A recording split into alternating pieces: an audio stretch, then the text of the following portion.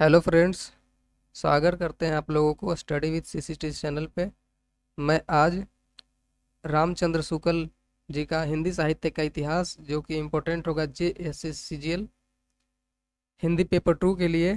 यहाँ से 10-15 क्वेश्चन देखने को मिलेंगे रामचंद्र शुक्ल जी से, जो कि व्यवस्थित तरीके से इतिहास साहित्य का इतिहास लिखा है इन्होंने हिंदी साहित्य का, जो कि बहुत इम्पोर्टेंट है JSS CGL के लिए। और मैं आज पूरे आदिकाल को डिस्कस करूंगा एक ही वीडियो में। पूरे एक वीडियो में आदिकाल खत्म करेंगे, फिर भक्ति काल को एक वीडियो में खत्म करेंगे, फिर रीतिकाल को खत्म करेंगे, जो कि बहुत इंपॉर्टेंट होगा ये। तो आप लोग बने रहें और मेरे साथ जुड़े रहें, तैयारी को धार देने की कोशिश करें, और रिवीजन अंतिम समय में रिवीजन के लिए बहुत इंपॉर्टेंट होगा ये सेशन। तो चलिए स्टार्ट करते हैं हिंदी साहित्य का इतिहास बाई रामचंद्र शुक्ल। तो रामचंद्र शुक्ल का पुस्तक का क्या नाम था? हिंदी साहित्य का इतिहास। इसका प्रकाशन वर्ष कब था? तो 1929 था। भूमिका के रूप में हिंदी साहित्य का विकास लिखा था इन्होंने। भूमिका के रूप में अगर पूछेगा वो क्या लिखे थे रामचंद्र शुक्ल जी ने, तो हिंदी साहित्य का इतिहास बताएंगे। संपूर्ण काल को 4 भागों में डिवाइड किया था, विद्यावाद, प्रत्ययवाद, और इसमें कुल 9 वर्षों का इतिहास है, और इसमें का लगभग कवि 1000 है इसमें। अब बात करते हैं यहाँ पे जो विद्यावाद है, प्रत्ययवाद है। अगर पूछेगा कि विद्यावाद को विद्यावादी कौन थे, तो फर्स्ट प्रेफरेंस में हम रामचंद्र शुक्ल जी को टिक करेंगे। अगर रामचंद्र शुक्ल जी नहीं होंगे तो ग्रेजुएशन ऑप्शन में दोनों होगा, तो हम दोनों को लेंगे, क्योंकि दोनों विद्यावाद और प्रत्ययवाद से जुड़े हुए थे। भूमिका के रूप में इन्होंने क्या क्या लिया था? एक वृत्त संग्रह। एक वृत्त संग्रह जो कि किसके द्वारा लिखा गया था? शिव सी सेंगर द्वारा। कब? तो 1833 ईस्वी में। बड़ा कवि वृत्त संग्रह, जिसका नाम क्या था? Modern vernacular literature of northern Hindustan, जो कि 1888 में पब्लिश हुआ था। किसके द्वारा? तो बाई ग्रियर्सन के द्वारा। बड़ा भारी कवि वृत्त संग्रह, जो कि मिश्र बंदी विनोद ने और पंडित श्याम बिहारी प्रसाद के द्वारा लिखा गया था। इन्होंने से स्रोत लिया था रामचंद्र शुक्ल जी ने। अब इनका काल विभाजन की बात करते हैं और नामकरण की बात करते हैं। पहला है कि रचनाओं की प्रचुरता के आधार पर इन्होंने नामकरण किया। नामकरण कैसे किया? रचनाओं की प्रचुरता के आधार पर। और दूसरा था कि ग्रंथों के प्रसिद्धि के आधार पर, कि कौन सी ग्रंथ, यहाँ पे लिखा हुआ है कि किसी काल के भीतर जिस एक ही ढंग के बहुत अधिक ग्रंथ प्रसिद्ध चले आते हैं। मतलब कह रहा है किसी काल के अंदर एक ही ढंग के बहुत से अगर अधिक ग्रंथ प्रसिद्ध चले आते हैं, तो उसी को बोलते हैं ग्रंथों के प्रसिद्धि के आधार पे। और मतलब जैसे कि 5 में से 4 वीर के ऊपर है, और एक श्रृंगार के ऊपर है, या फिर अलग रस के ऊपर है। तो इसको, तो ये जो 4 है ना, इसी के ऊपर प्रचुरता के आधार पर काल विभाजन करते हैं, इसका नामकरण करते हैं। और ये किसके ऊपर है? तो वीर के पुस्तक ज़्यादा था, वीर ग्रंथ के ऊपर ज़्यादा पुस्तक है, तो इसके आधार पर उसी की प्रसिद्धि का मतलब जैसे वीर, श्रृंगार, अलग अलग प्रकार के प्रसिद्धि होती है, जिसपे करके लिखा हुआ होता है। आदिकाल का नाम क्या रखा था रामचंद्र शुक्ल जी ने? तो इन्होंने रखा था वीर गाथा काल।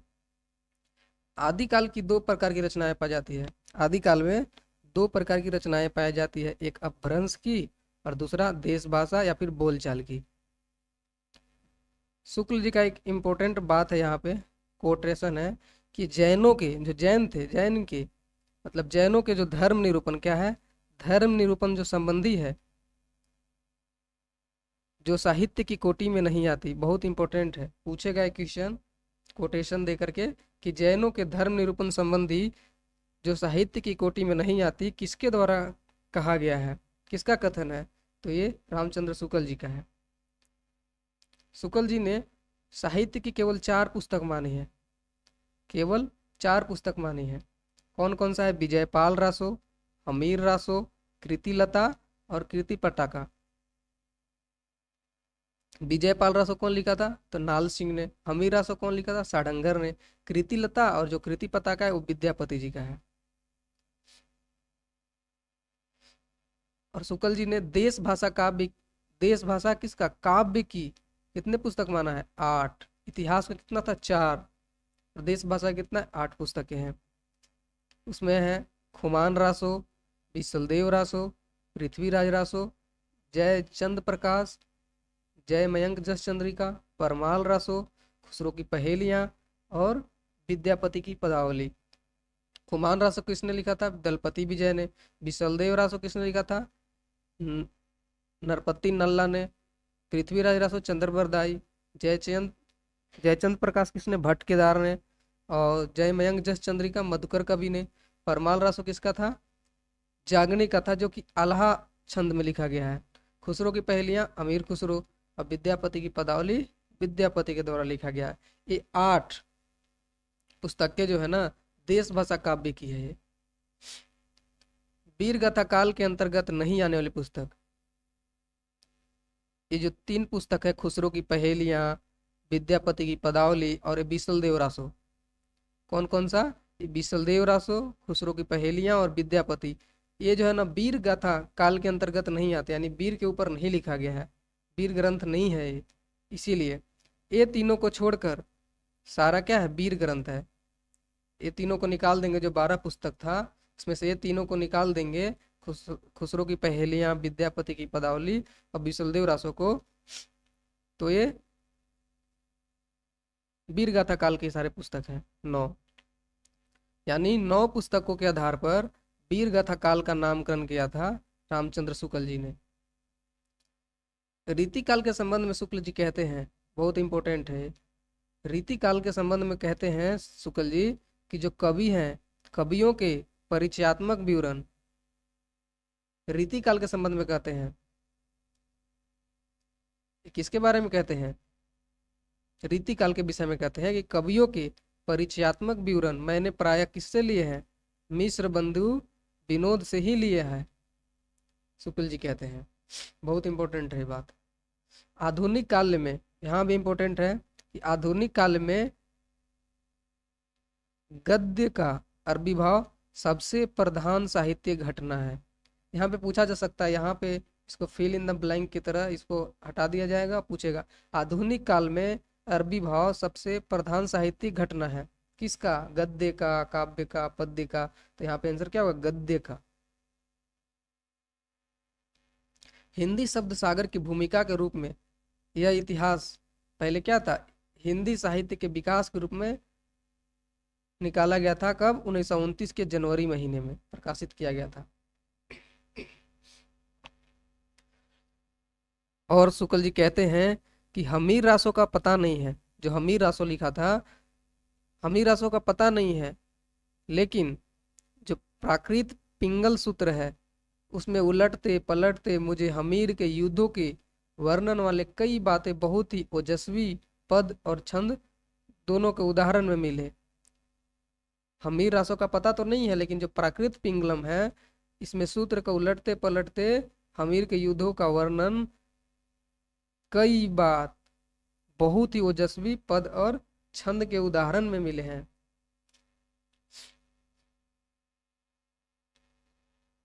रामचंद्र शुक्ल ने स्रोत लिया था, सोर्स कहाँ से लिया था?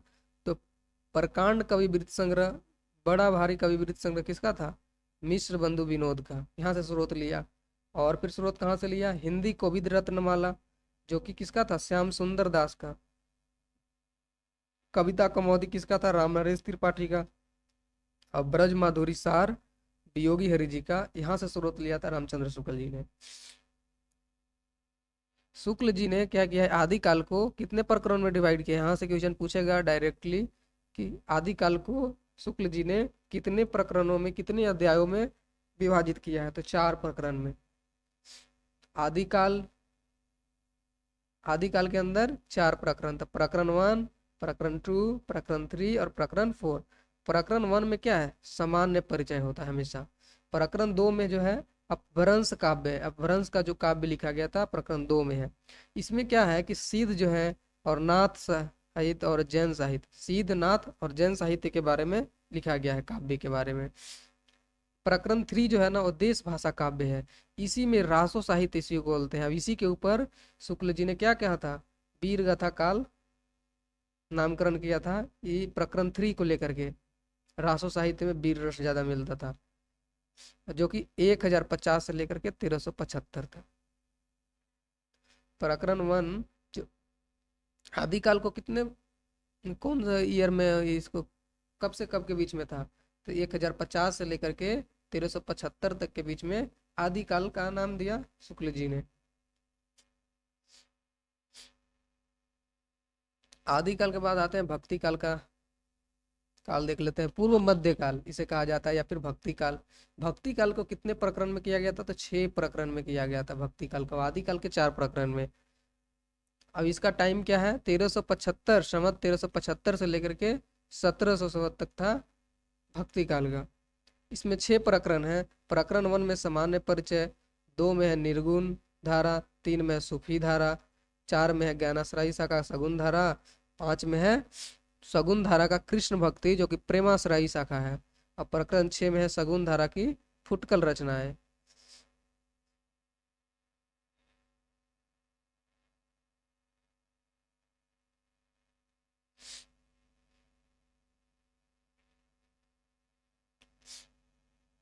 रीतिकाल, उत्तर मध्यकाल या रीतिकाल, इसका कितना है टाइम पीरियड, संवत 1700 से लेकर के 1900 संवत तक।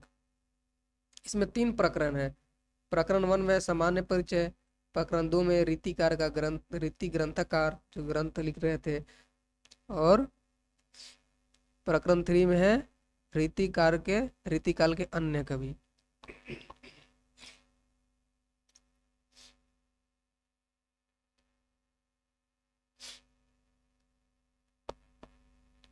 रीतिकाल के अंदर ही क्या किया है, आधुनिक कालखंड बनाए हैं।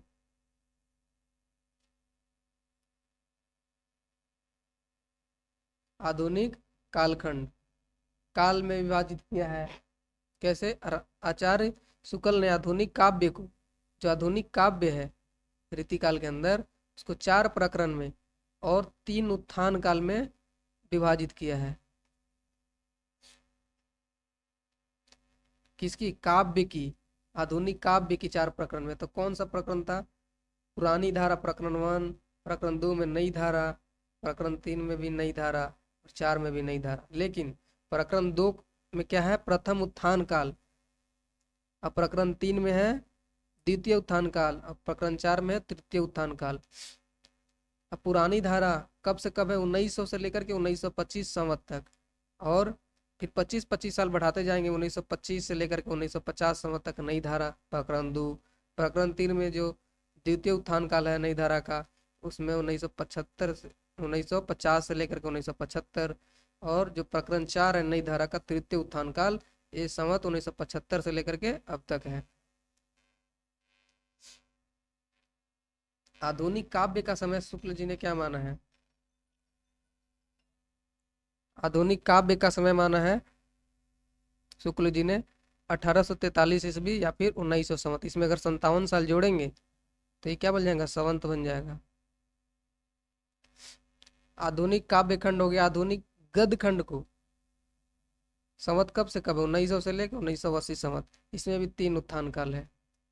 आधुनिक काल के पूर्व, आधुनिक काल के पूर्व गद्य की अवस्था इसमें 2 प्रकरण है।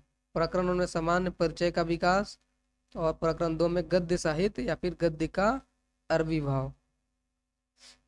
इसका जो आधुनिक गद्य का भी 3 उत्थान काल है। वो क्या क्या, गद्य का वो काव्य का था ऊपर, इसमें 3 उत्थान काल है गद्य का। इसमें क्या होता है, 1867 से लेकर के 1843 ईस्वी तक है। अगर इसमें 57 जोड़ देंगे तो संवत बन जाएगा ये। प्रकरण 1 में क्या है, इसमें गद्य का परिवर्तन, सामान्य परिचय है गद्य का परिवर्तन में। फिर प्रकरण 2 में गद्य का परिवर्तन, इसमें सामान्य परिचय है परिवर्तन का। प्रकरण 3 में है गद्य साहित्य का प्रसार। प्रथम उत्थान काल के अंदर 3 प्रकरण, द्वितीय उत्थान काल के अंदर है 4 और 5 2 प्रकरण, जो कि 1893 से लेकर के 1918 ईस्वी तक। आदि काल के अंदर जो प्रकरण 1 है उसमें सामान्य परिचय पढ़ते हैं। शुक्ल जी लिखते हैं कि जो प्राकृत है, प्राकृत की अंतिम अपभ्रंश अवस्था से ही क्या निकला है, हिंदी साहित्य का अरबी भाव माना जाता है। हिंदी साहित्य का अरबी भाव कहाँ से माना जाता है? तो प्राकृत के अंतिम अपभ्रंश अवस्था से हिंदी साहित्य का अरबी भाव माना जाता है।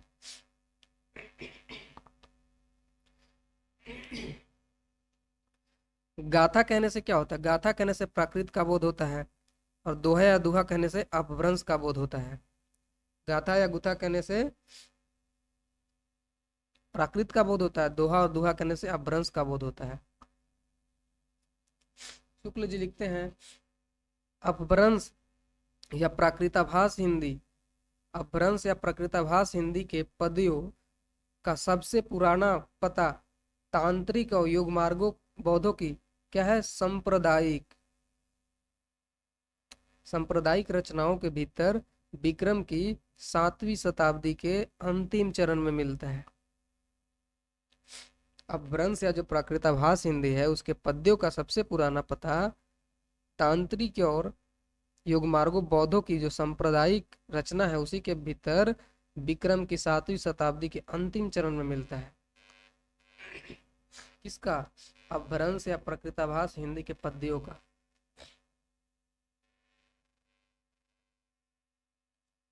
मुंज और भोज, यहाँ पे कोड में लिखा हुआ है कि संवत 1050 के लगभग से लेकर के अपभ्रंश या पुरानी हिंदी का पूरा प्रचार शुद्ध साहित्य या काव्य रचनाओं में भी पाया जाता है मुंज और भोज के द्वारा।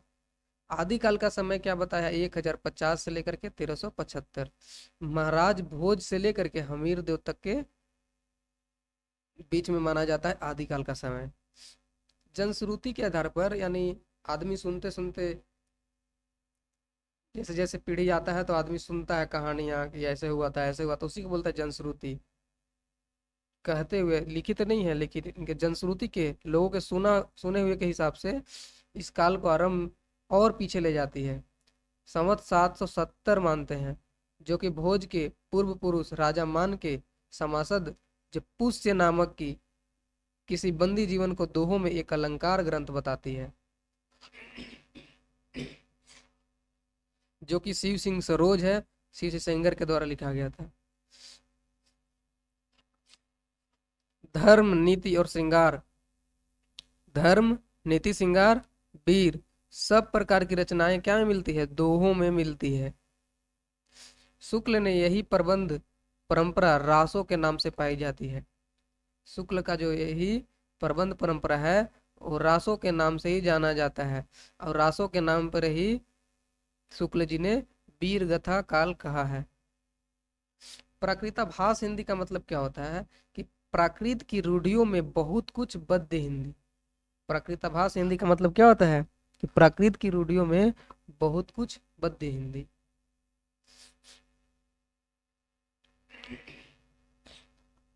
जो 14वीं शताब्दी था उसमें साडंगर ने के द्वारा हमीर की वीरता का वर्णन किया गया था। 14वीं शताब्दी में हमीर रासो लिखा गया था साडंगर के द्वारा।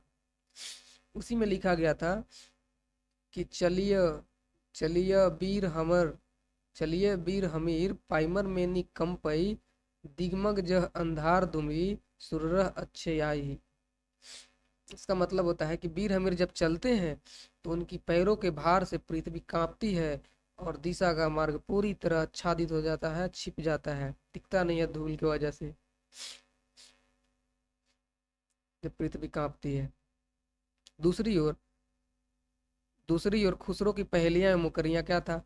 एक नार ने अचरज किया सांप मार पिंजरे में दिया। पहेली का मतलब, इसका आंसर क्या होगा? दिया बाती पहेली। एक नार ने अचरज किया सांप मार पिंजरे में दिया, ये दिया बाती हो जाएगा। संवत 15वीं शताब्दी जो प्राकृताभास पुरानी काव्य भी मानते हैं विद्यापति जी। प्राकृताभास पुरानी काव्य भाषा भी मानते हैं विद्यापति जी 15वीं शताब्दी को। विद्यापति जी का लाइन है, बालचंद बिजावर भाषा दुहु नहीं लग गई दुज्जन हासा। दूसरी ओर कबीर की अटपट्टी बानी चल रही थी भैया। नीर में कंदो जलिया झारी उत्तर दक्षिण के पंडित रहे बिचारी बिचारी।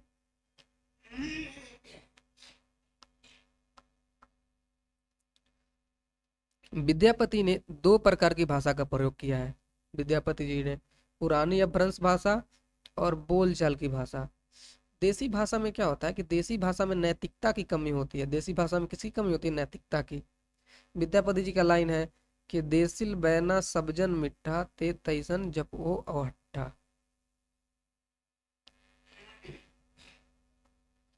ये जो शुक्ल है जी का है हिंदी साहित्य का इतिहास, मैंने पूरा निचोड़ निकाला है इसमें, इससे बाहर क्वेश्चन नहीं जाएगा, तो आप लोग बने रहें और इसको देखते रहें और साथ ही साथ रिवीजन करते रहें। आप लोग पढ़ चुके होंगे तो अब इस वीडियो से रिवीजन कर सकते हैं।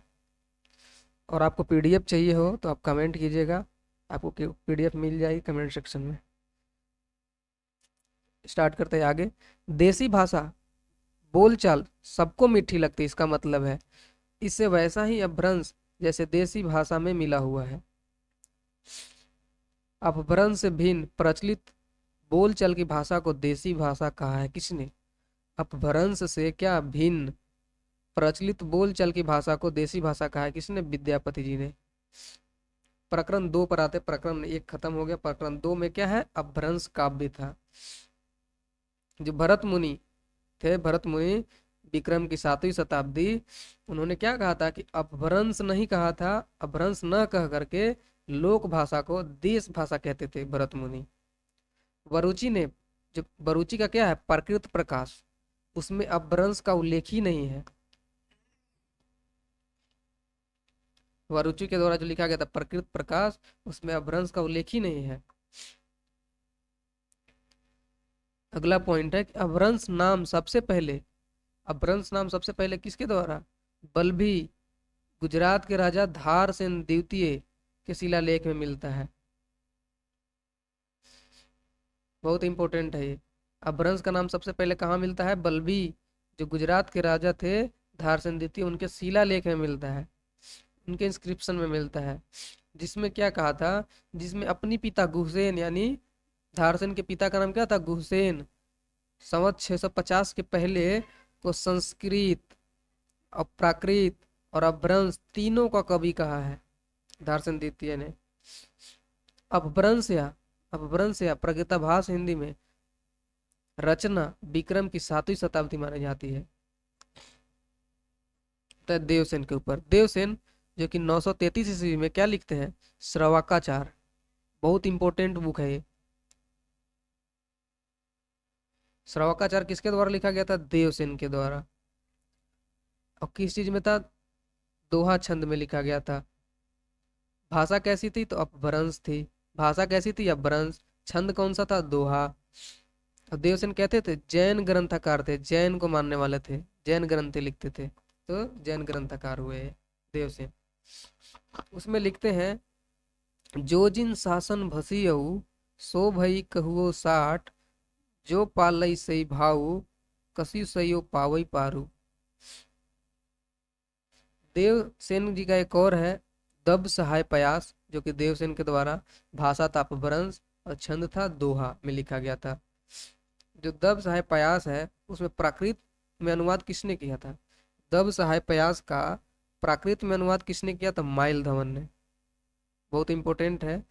दब सहाय प्रयास ने लिखा था किसने? देवसेन ने।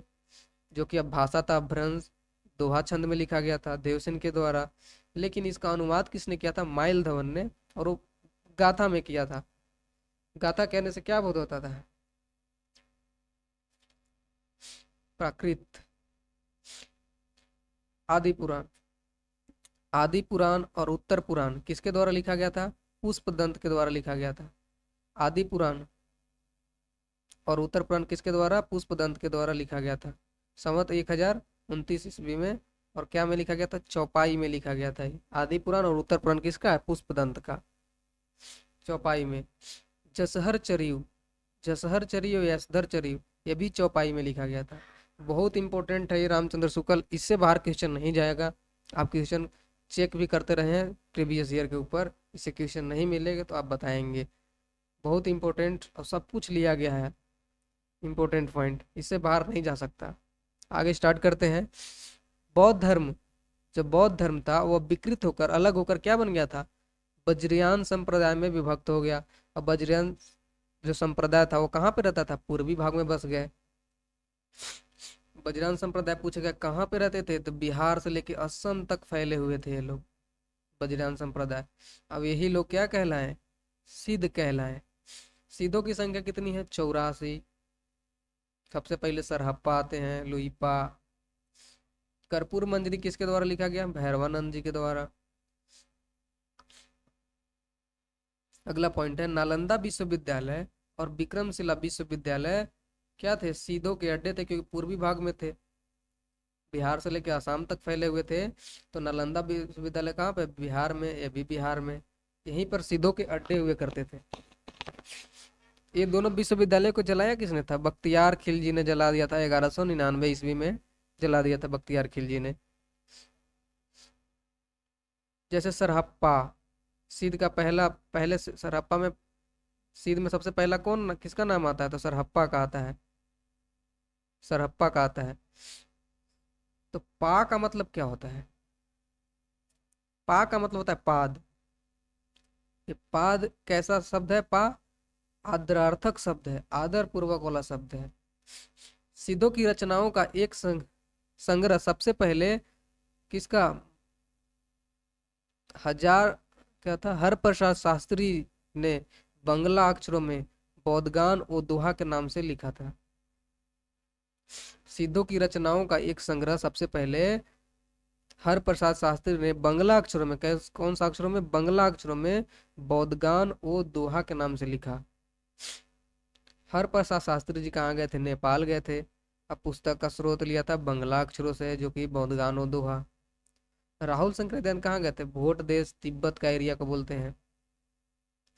राहुल संकृत्यायन क्या मानते हैं, जो सरहप्पा है ना, सीधों में सबसे फर्स्ट है, सीधों में सबसे पहले आते हैं कौन, सरहप्पा आते हैं। राहुल संकृत्यायन ने माना था सीधों में सबसे पुराने, यानी सबसे पहले आए थे तो सबसे पुराने हो गए सरहप्पा है, राहुल संकृत्यायन ने माना है, जो कि सरोज वज्र में लिखा गया है। महासुखवाद का परिवर्तन, अगला पॉइंट है, महासुखवाद का परिवर्तन वज्रयान में आकर के ही हुआ। किसमें हुआ, वज्रयान में आकर के ही हुआ। प्रज्ञा और उपाय के योग से महासुख दशा मानी गई। प्रज्ञा और उपाय के योग से क्या होगा, महासुख की दशा मानी गई, महासुख प्राप्ति होगी। निर्वाण के 3 अवयव बताए गए, शून्य, विज्ञान और महासुख। सीधों में निर्वाण के क्या थे, 3 अवयव, शून्य, विज्ञान और महासुख। सीधों में क्या कहा गया है कि सीधों में अस्त्री क्या है, भोग है, क्योंकि वहां पे महासुख भी यूज किया गया था।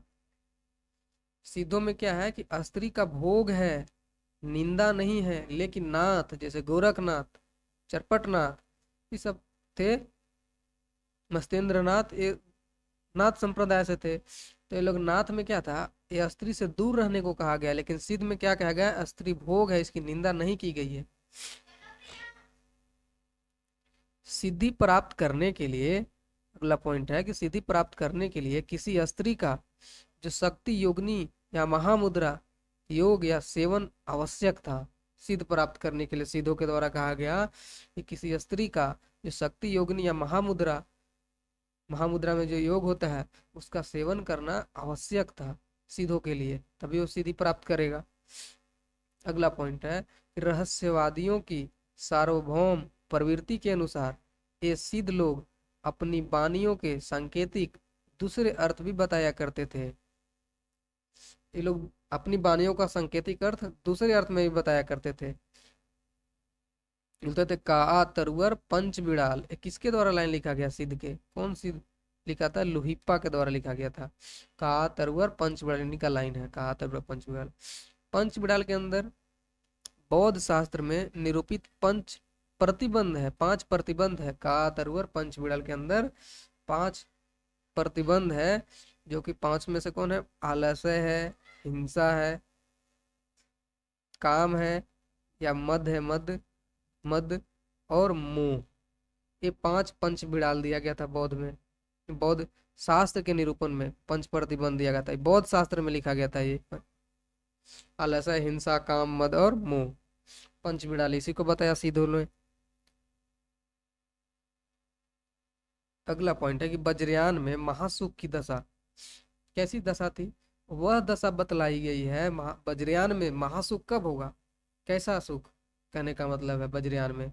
तो वह दशा बतलाई गई जिसमें जो साधक है शून्य में इस प्रकार विलीन हो जाते हैं जिस प्रकार नमक पानी में। शुक्ल जी कहते हैं, शुक्ल जी का इंपॉर्टेंट है। वह दशा बतलाई गई है जिसमें साधक जो है शून्य में इस प्रकार विलीन हो जाता है जिस प्रकार नमक जो होता है पानी में विलीन हो जाता है। इस दशा का प्रतीक खड़ा करने के लिए युगनग्ध, युगनग्ध मतलब स्त्री पुरुष का जो आलिंगनबद्ध जोड़ा होता है उसकी भावना की गई।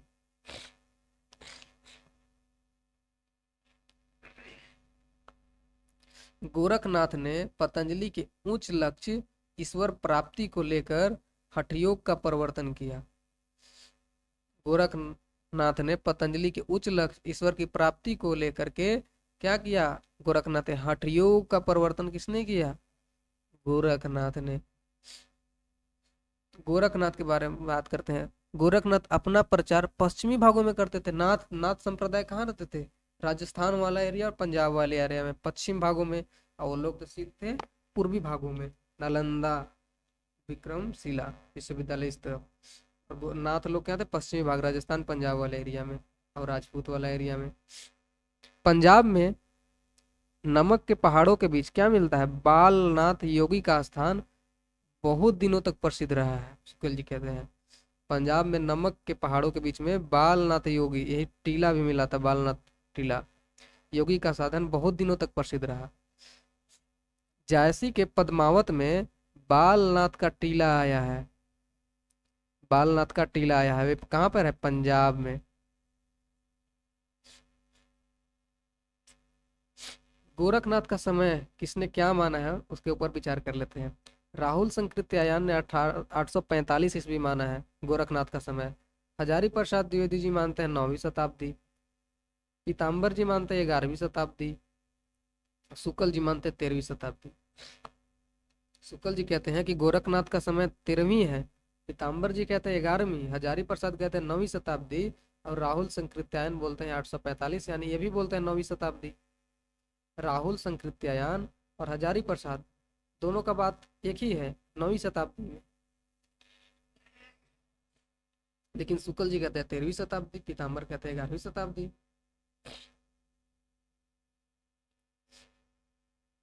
यहाँ पे बात करें गुरु परंपरा के ऊपर कि मस्तेंद्रनाथ के गुरु कौन थे? जलंधर थे। किसने माना है? राहुल संकृत्यायन ने माना है कि मस्तेंद्रनाथ थे, उनके गुरु कौन थे? जलंधर थे। राहुल का मानना था कि गोरखनाथ के गुरु कौन थे? मस्तेंद्रनाथ। मस्तेंद्रनाथ के गुरु थे जलंधर। ज्ञानदेव, ज्ञानदेव कहते हैं महाराष्ट्र के संत थे। एमएच का मतलब महाराष्ट्र, महाराष्ट्र के संत थे। 1358 में अलाउद्दीन के समय में रहते थे। इनमें इन्होंने इन्हीं के समय शिष्य परंपरा क्या था कि ज्ञानेश्वर के गुरु थे निवृत्तिनाथ, निवृत्तिनाथ के ज्ञानीनाथ, ज्ञानीनाथ के गोरखनाथ, गोरखनाथ के गुरु मस्तेंद्रनाथ, मस्तेंद्रनाथ के गुरु आदिनाथ, जलंधर इन्हीं का हो गया। बालनाथ का मतलब क्या होता है? जलंधर नाथ को कहा गया है। बालनाथ किसको कहा गया है? जलंधर नाथ को कहा गया है बालनाथ। बालनाथ का टीला मिला था पद्मावत में, जलंधर नाथ को कहा गया बालनाथ। बालनाथ को कहा गया जलंधर नाथ, बात एक ही है। तो इसी के नाम पर जलंधर जो शहर है भारत के अंदर, जलंधर सिटी का नाम इन्हीं जलंधर नाथ के ऊपर पड़ा था। अब जलंधर नाथ ने क्या किया था? सीधों से अलग कर नाथ बना लिया, यानी जलंधर नाथ नहीं किया था क्या? ये सिद्ध में ही थे पहले और अब किस में आ गए? नाथ में आ गए थे। यानी नाथ बनाने वाले कौन थे? जलंधर। सिद्धों की संख्या 84 है और नाथों की संख्या कितनी है? 9 9। और ये नाथों को क्या बोलते हैं? नवों को नवनाथ कहा जाता है।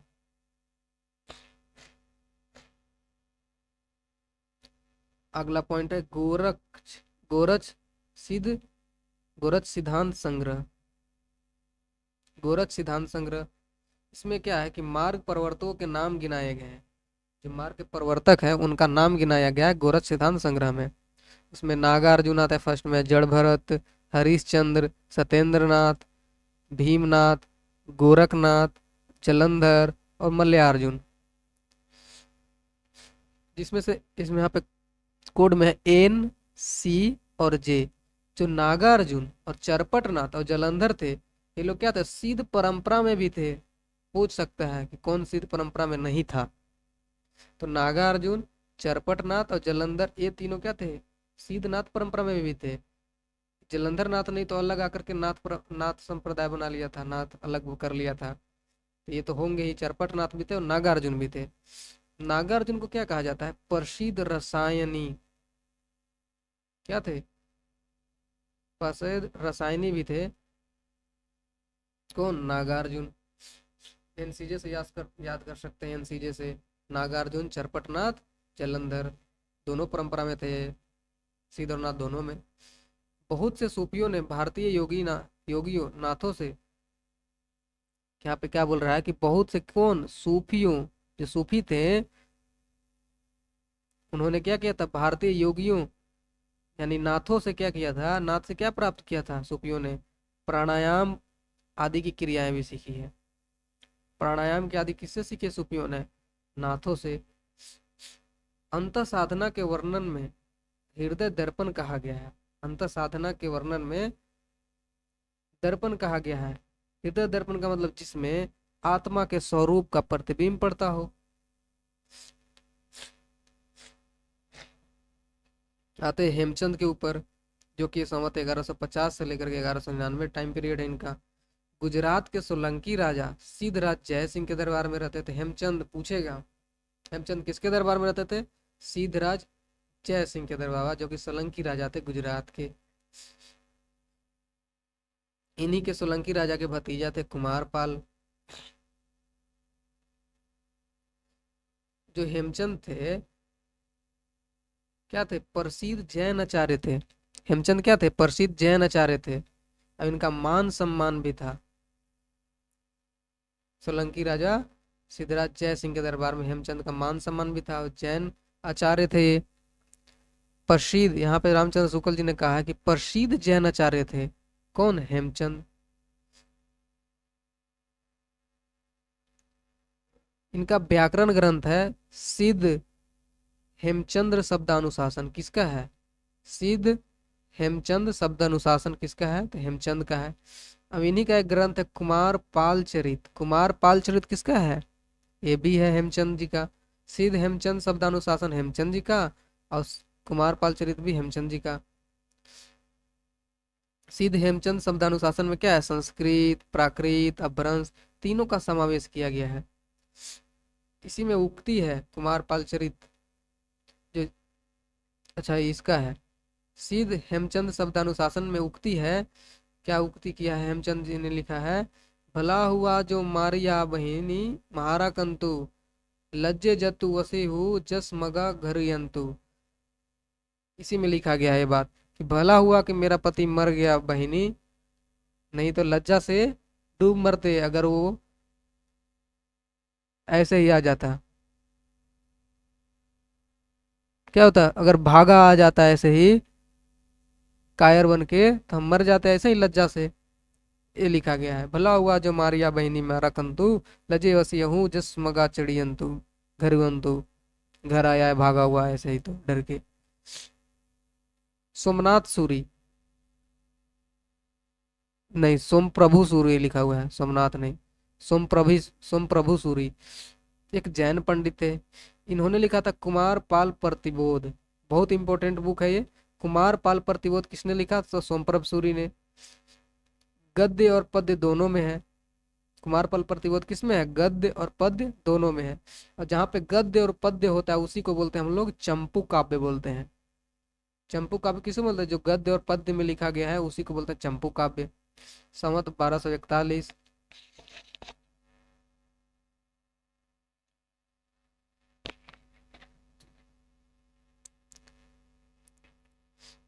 इसमें लिखा गया, रावण जायऊ जही दियऊ जहमू शरीरु चिंता बिस्तयहि जननी कौनु पियाऊ खीरू।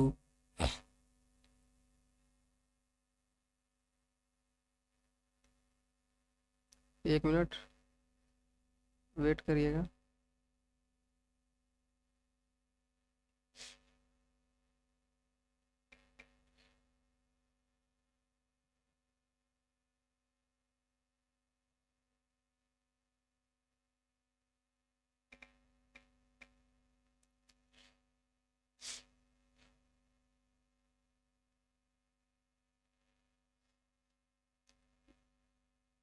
जैनाचार्य मेरुतुंग, इन्होंने लिखा था प्रबंध चिंतामणि। ये संस्कृत ग्रंथ में लिखा गया था संवत 1361 में। जैनाचार्य मेरुतुंग के द्वारा प्रबंध चिंतामणि, ये भी इंपॉर्टेंट है, पूछा गया क्वेश्चन है। साडंगर, ये अच्छे कवि और सूत्रकार भी थे। रामचंद्र शुक्ल जी ने क्या कहा है साडंगर के बारे में कि ये अच्छे कवि और सूत्रकार भी थे। एक बोला था प्रसिद्ध जैन आचार्य कौन थे, तो हेमचंद। बात पर ध्यान रखना है, हेमचंद क्या थे, प्रसिद्ध जैन आचार्य। और साडंगर के बारे में शुक्ल जी ने कहा ये अच्छे कवि और सूत्रकार भी थे। साडंगर पत्ती, जो कि सुभाषित संग्रह, अमीर रासो, वीर गाथा काव्य है। साडंगर पत्ती कहते हैं सुभाषित संग्रह है।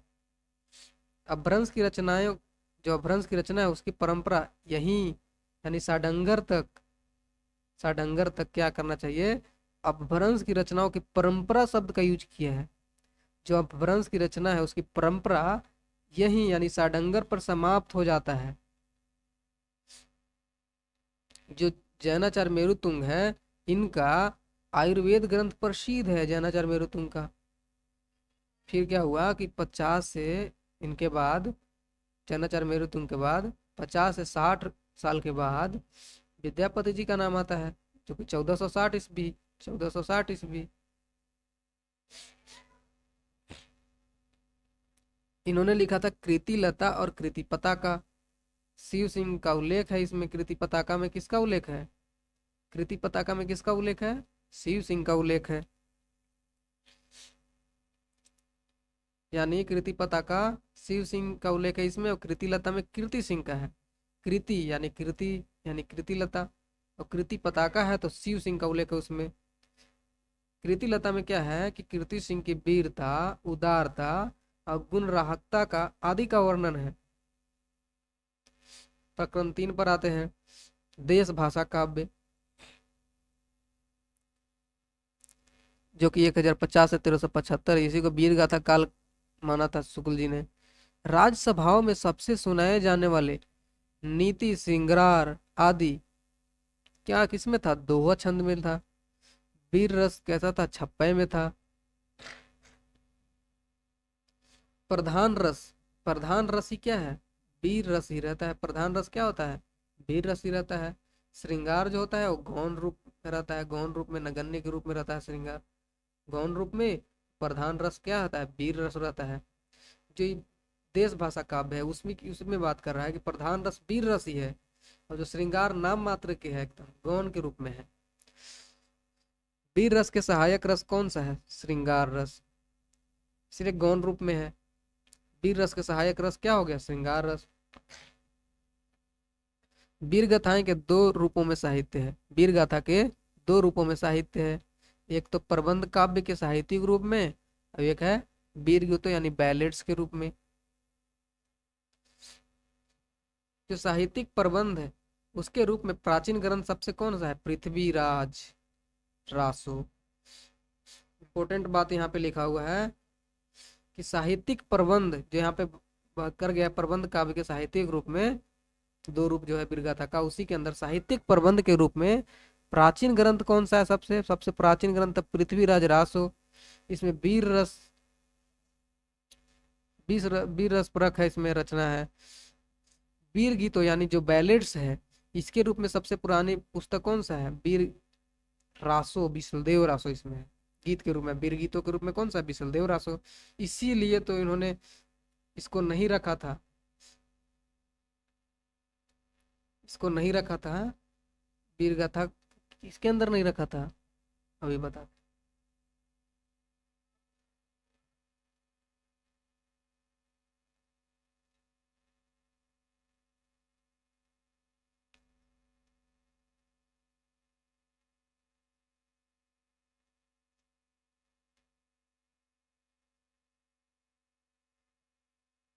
कहाँ गया?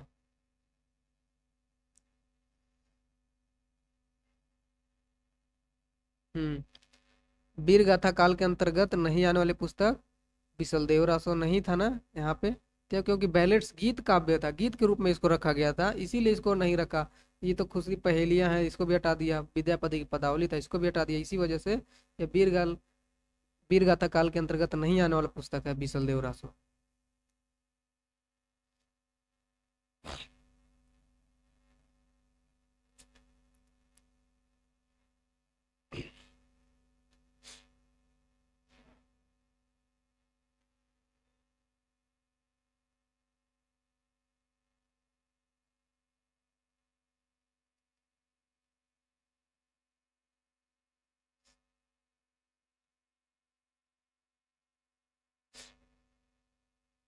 कहाँ गया?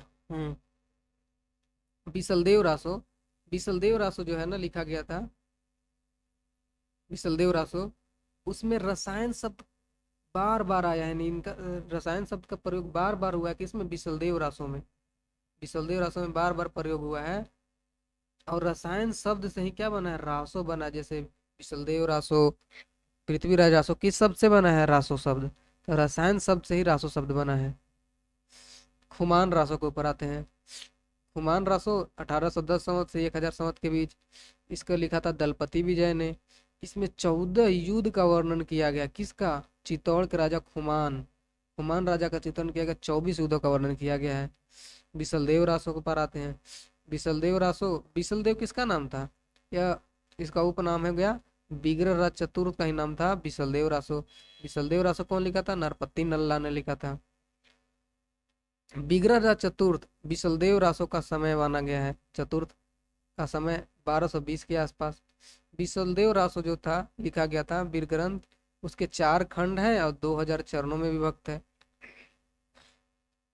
खंड 1, खंड 1 में क्या है कि मालवा के भोज परमार की पुत्री राजमती से किसका? बिसलदेव रासो, बिसलदेव का विवाह कहा गया। बिग्रज चतुर्थ है, उसका विवाह किससे? राजमती से हो गया। खंड 1 में इसका वर्णन है। यानी यहाँ पे लिख दिया हमने, राजमती वेट्स की किससे? बिसलदेव से शादी हुआ खंड 1 में। 2 में क्या हुआ? रूट कर राजमती से बिसलदेव रासो कहाँ चल गए? उड़ीसा चले गए और वहां पर 1 साल रहा।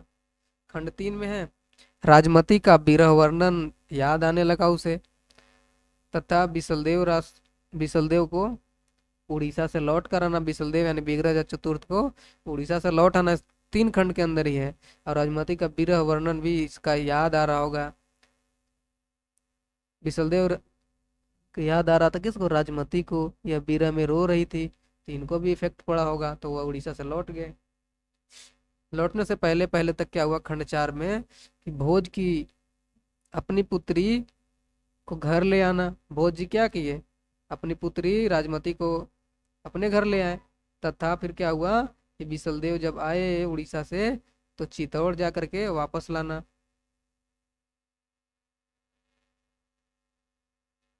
यह काव्य, बिसलदेव रासो के बारे में कहा गया कि यह काव्य घटनात्मक नहीं है, वर्णात्मक है। बहुत इंपॉर्टेंट है। यह काव्य घटनात्मक नहीं वर्णात्मक है। शुक्ल जी ने कहा है इस बात को। किस काव्य के बारे में? बिसलदेव रासो के बारे में। इस काव्य में भाषा की परीक्षा करके देखते हैं तो यह साहित्यिक नहीं मिलती है, ये राजस्थानी मिलती है। बिसलदेव रासो के बारे में बात करते हैं कि अगर इसकी भाषा की परीक्षा करते हैं, इसकी भाषा की परीक्षा करते हैं तो यह साहित्यिक नहीं है, यह राजस्थानी मिलता है इसके अंदर। इसी के अंदर पंक्ति है, जननी गोरी तुझे जो सलमेर, जननी गोरी तुझे सलमेर, गुडरी जैसलमेर की, समकालीन कवि माद अचारज कवित कालिदास। पिंगल का मतलब क्या होता है? पिंगल का मतलब होता है कि प्रादेशिक बोलियां और ब्रज भाषा का कॉम्बिनेशन है पिंगल। साहित्य की सामान्य भाषा माना जाता है पिंगल, साहित्य की सामान्य भाषा। डिंगल में क्या है कि अपभ्रंश है और राजस्थानी है। मोस्ट इंपोर्टेंट यहाँ पे लिखा हुआ है, इसका मतलब बहुत इंपॉर्टेंट होगा। इस ग्रंथ में, बिसलदेव रासो के ग्रंथ में प्रधानता किसका है? इसमें श्रृंगार रस की प्रधानता है। बाकी सब में क्या था? वीर रस की प्रधानता था। इसमें श्रृंगार रस की प्रधानता है और आभास मात्र कौन सा है, वीर रस है, इसीलिए इसको वीर गाथा काल के अंदर पुस्तक नहीं आने वाला माना है। किसने, रामचंद्र शुक्ल जी ने विशलदेव रासो को। अब बात है पृथ्वीराज रासो के ऊपर। पृथ्वीराज रासो किसके द्वारा लिखा गया था, चंद्रवरदाई के द्वारा, संवत 1225 से 1249 के बीच। पृथ्वीराज रासो के बारे में बात करते हैं। इनका पिता का नाम था सोमेश्वर और माता का नाम था क्या, कर्पूरी देवी। ये अलग से एक्स्ट्रा लिखा गया है। चंद्रवरदाई हिंदी के प्रथम महाकवि माने जाते हैं। हिंदी के प्रथम महाकवि शुक्ल जी ने किसे माना है, या सभी ने माना है, शुक्ल जी ने किसे माना है, तो चंद्रवरदाई को माना है शुक्ल जी ने हिंदी के प्रथम महाकवि। प्रथम महाकाव्य कौन सा है, तो पृथ्वीराज रासो है। इसमें 2500 पृष्ठों का बहुत बड़ा ग्रंथ है। कितना, 2500 पृष्ठों का बहुत बड़ा ग्रंथ है। इसमें 69 समय है, समय का मतलब सर्ग है, अध्याय है 69 इसमें। मुख्य छंद है इसमें कवित, कवित छंद है इसमें। दोहा भी है, तोमर भी देखने को मिलता है, त्रोटक, गाथा और आर्या भी मिलता है पृथ्वीराज रासो में। पिछला भाग पूरा किया गया इसके द्वारा, जलहन द्वारा। जो पृथ्वीराज रासो था उसका जो बाद वाला भाग था, पिछला भाग मतलब बाद वाला भाग, इसके बाद वाला भाग मतलब पूरा किसके द्वारा नहीं, चंद्रवरदाई के द्वारा नहीं, जलहन के द्वारा भी लिखा गया था। जो कि जलहन किसका पुत्र था, चंद्रवरदाई का। उन्होंने भी इसमें निभाया था अपना रोल, जलहन, क्योंकि इनकी मृत्यु हो गई थी चंद्रवरदाई का। तो पूरा किया था किसने, पूरा किया था जलहन ने पृथ्वीराज रासो को। लिखा हुआ था, पुस्तक जलहन हाथ दे चली गजन रिपकाज, यानी जलहन को दे दिया था पुस्तक, अब अपने चल दिए। पृथ्वीराज विजय ये पुस्तक है, पृथ्वीराज पुस्तक, पृथ्वीराज विजय पुस्तक किसने लिखा है, जयानक ने। किसकी पुस्तक है, जयानक की है पुस्तक, जो कि कश्मीरी कवि थे, कश्मीरी पोएट थे। कौन, जयानक। पृथ्वीराज रासो ग्रंथ वास्तव में क्या है, जाली है।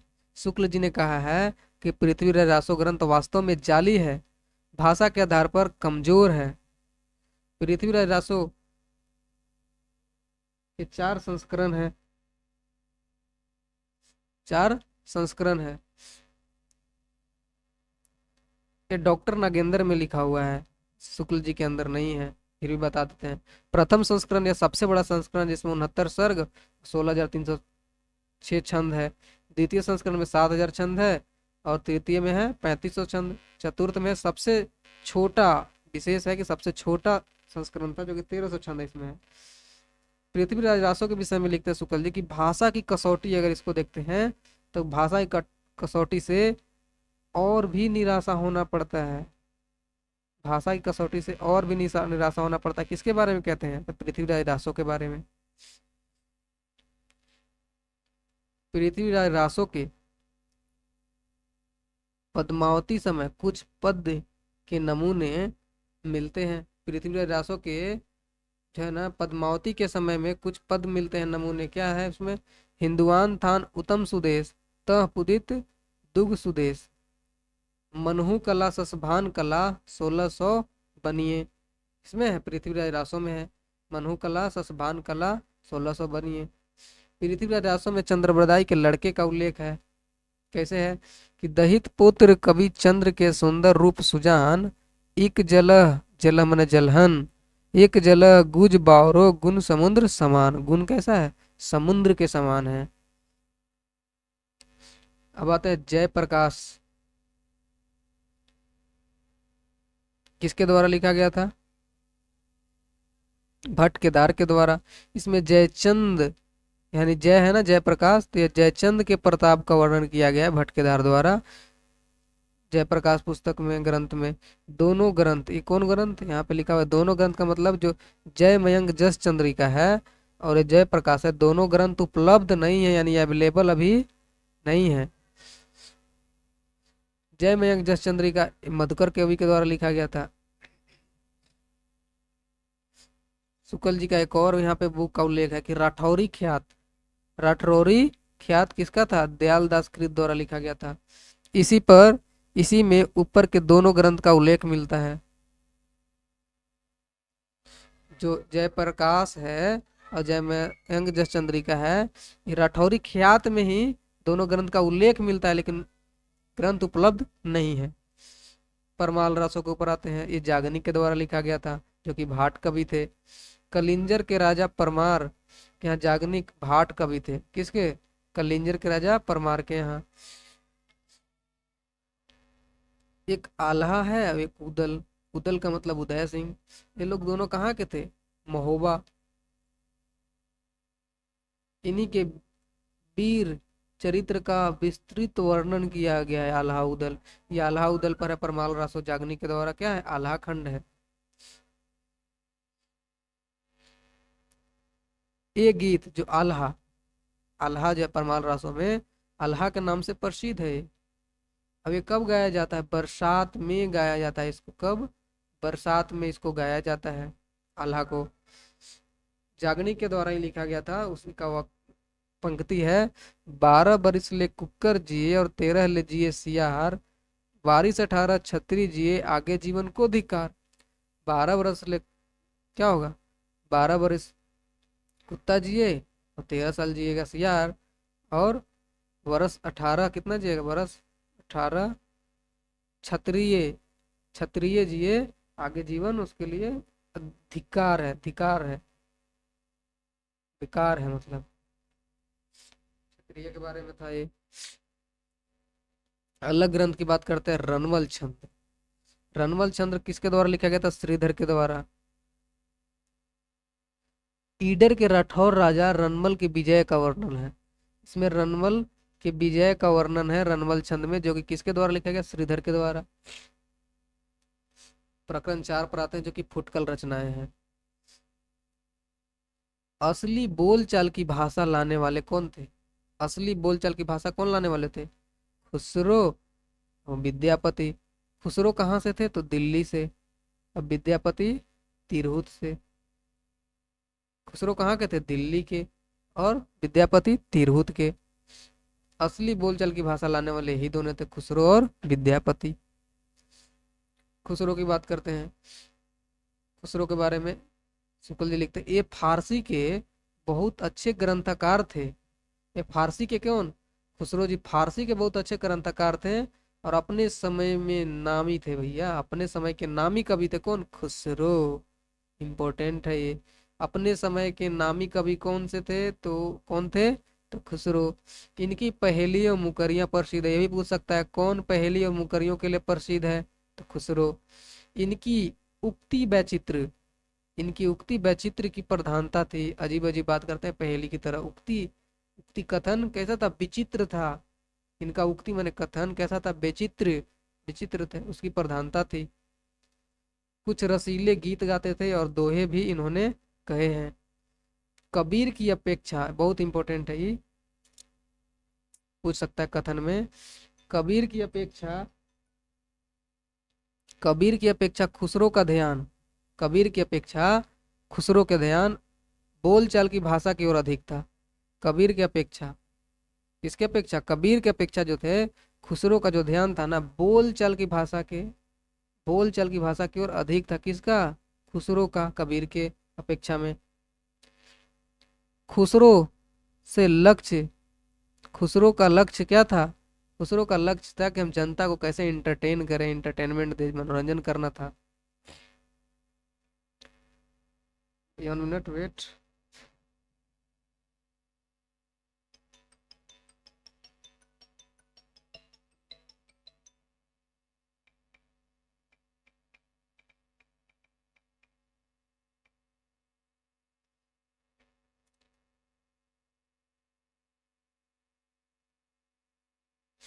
चलिए सेशन को आगे बढ़ाते हैं, कंटिन्यू करते हैं। कबीर क्या थे? धर्मोपदेशक थे, धर्म के उपदेशक थे। इनकी बानी, जो कबीर का बानी था, इनकी बानी पोथियों की भाषा को सहारा कुछ न कुछ खुसरो की अपेक्षा अधिक लिए हुए हैं। जो कबीर के बारे में लिखा गया है, कबीर का जो बानी है ना, कबीर का बानी पोथी की भाषा का सहारा कुछ न कुछ खुसरो की अपेक्षा, यानी कबीर ज्यादा पोथियों का यूज किए हैं। पोथियों की भाषा किसने यूज किया सबसे ज्यादा? कबीर ने, खुसरो की अपेक्षा। इसका कहने का मतलब ये है। विद्यापति जी के बारे में पढ़ते हैं। विद्यापति जी के गुरु कौन थे? हरि मिश्र। इनके गुरु कौन थे? हरि मिश्र। 1380 जन्म, बिस्वा गांव मधुबनी। इनकी मृत्यु 1448। इनको मैथिल कोकिल कहे जाते हैं। मैथिल कोकिल क्यों कहे जाते हैं? इसका कारण है कि विद्यापति की जो पदावली लिखा था मैथिली भाषा में, इन्हीं के कारण इनको मैथिल कोकिल कहा जाता है। ग्रीसन कहते हैं विद्यापति के बारे में कि बिहारी और मैथिली को, ग्रीसन का कथन है, बिहारी और मैथिली को मागधी से निकला है, मागधी से निकला है ना बिहारी और मैथिली। मागधी से निकलने के कारण बिहारी और मैथिली को क्या मानते हैं? हिंदी से अलग मानते हैं। ग्रियर्सन का कथन है। जिस प्रकार जिस प्रकार हिंदी, शुक्ल जी कहते हैं, बहुत इंपॉर्टेंट है, शुक्ल जी का कथन है कि जिस प्रकार हिंदी साहित्य विसलदेव रासों पर अपना अधिकार रखता है, जिस प्रकार हिंदी साहित्य किस पर? विसलदेव रासों पर अपना अधिकार रखता है, उसी प्रकार विद्यापति की पदावली पर भी अधिकार रखता है। शुक्ल जी के कथन है, बहुत इंपॉर्टेंट कथन। किसके बारे में कहते हैं? विद्यापति जी के बारे में। इनकी पदावली के पद अधिकतर कैसे हैं? श्रृंगार के ही हैं। विद्यापति जी के बारे में है कि इनकी पदावली के पद कैसे हैं? अधिकतर श्रृंगार के हैं। श्रृंगार है, इसमें नायक नायिका होंगे, तो नायक कौन है? कृष्ण, और नायिका है राधा।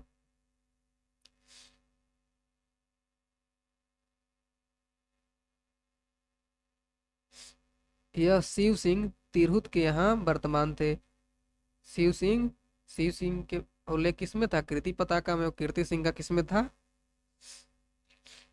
कृति लता में। विद्यापति कहते थे शैव थे, शैव से जुड़े हुए थे। इनकी रचना श्रृंगार काव्य है।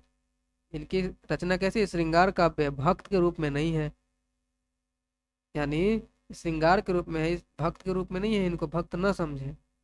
विद्यापति को कृष्ण भक्तों की परंपरा में न समझना चाहिए। इंपॉर्टेंट कथन है शुक्ल जी का कि विद्यापति को कृष्ण भक्तों की परंपरा में नहीं समझना चाहिए, क्योंकि इन्होंने तो श्रृंगार के काम किया है। इन्हें भक्तों की परंपरा में नहीं समझना चाहिए, शुक्ल जी कहते हैं। शुक्ल जी और कहते हैं इनके विषय में, विद्यापति के विषय में, कि आध्यात्मिक रंग के चश्मे बहुत सस्ते हो गए हैं। उन्हें चढ़ाकर जैसे कुछ लोग गीत गोविंद के पदों को अत्यधिक संकेत बताया है। अत्यधिक क्या बोले हैं? आध्यात्मिक रंग के चश्मे बहुत सस्ते हो गए हैं, उन्हें चढ़ाकर जैसे कुछ लोगों ने गीत गोविंद के पदों को आध्यात्मिक संकेत बताया है, वैसे ही विद्यापति के इन पदों को भी है। यहीं पे ये खत्म हो जाता है। आगे देखते हैं, आगे भक्ति काल है, आदि काल यहीं पे खत्म हो जाता है।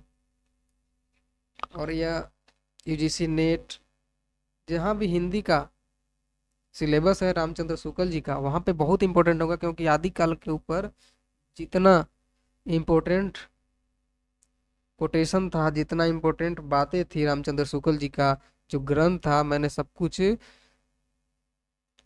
लाया है इसमें, और बहुत इंपॉर्टेंट, इससे बाहर नहीं जाएगा आदिकाल के ऊपर। और आगे मैं भक्ति काल के ऊपर लाने वाला हूँ, तो आप लोग जुड़े रहे हैं। मैं कुछ अलग लिखा हूँ विद्यापति जी के किताब के बारे में, कि जैसे संस्कृत, अवहट और मैथिली भाषा में लिखे थे विद्यापति जी ने। संस्कृत में लिखे थे शैव सर्वस्वसार, गंगा वाक्यावली, भूप परिक्रमा, दान वाक्यावली, पुरुष परीक्षा, लिखनावली, मणि मंजरी नाटक, विभाग सागर, दुर्गा भक्ति रंगनी, गया पत्रलक, वर्षकृत, ये था संस्कृत में लिखा हुआ था। ये अवहट में लिखे थे ये लोग, क्या क्या लिखे थे विद्यापति जी अवहट भाषा में? कृति लता और कृति पताका अवहट में था।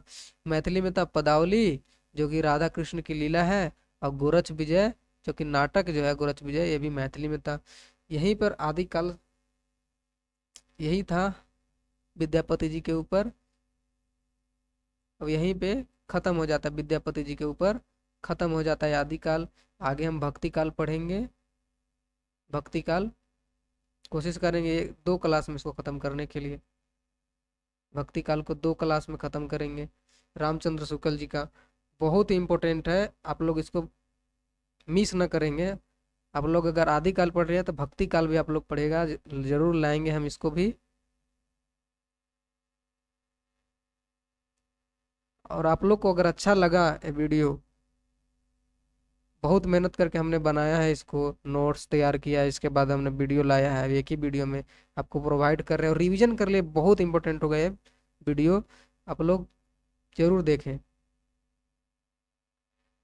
यहीं पे ख़त्म करते हैं, वाइंड अप करते हैं क्लास को। तब तक के लिए जय हिंद, अगला वीडियो जल्दी लाऊंगा, तब तक के लिए जय हिंद।